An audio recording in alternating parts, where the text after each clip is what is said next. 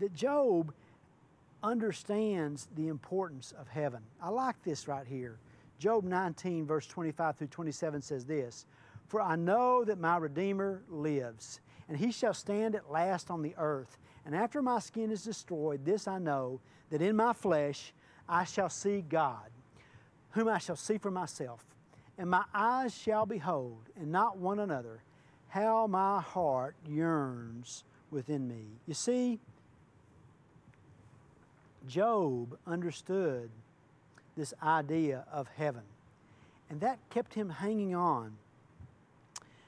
Most of you have seen the movie Avatar. I think now it's the biggest box office seller of all time, probably one of the biggest hits of our generation.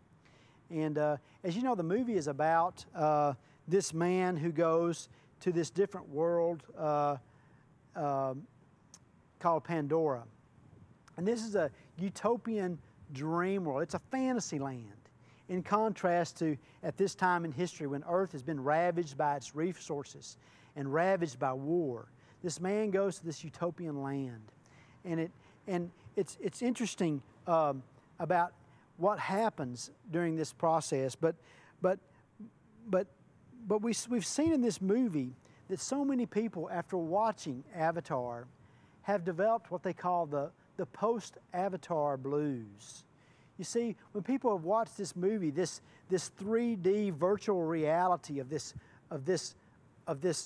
almost utopian heaven-like world, they realize the imperfection of where they are, and they've ended up depressed. And it's interesting, and I think the reason this has been such a big hit is because the movie Avatar has hit a spiritual nerve. You see, embedded in the heart of every person in this planet is the idea or the truth or the principle that we were made for something better. We see the imperfection in our lives and we understand that there is something better. You know, as they said, Solomon said in Ecclesiastes that God has put eternity in their heart. I love what C.S. Lewis says about this in Mere Christianity. "If I find in myself a desire which no experience in this world can satisfy, the most probable explanation is that I was made for another world." And I think that's the nerve that Avatar's hit. This idea that we are made for something better.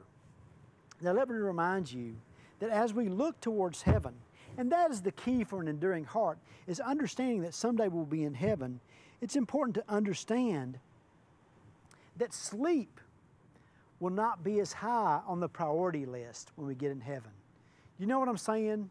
When we're in heaven and we're there with God and experiencing all of that beauty and all of those things in heaven, we will not want to miss a minute. Sleep will not be as high on our priority list.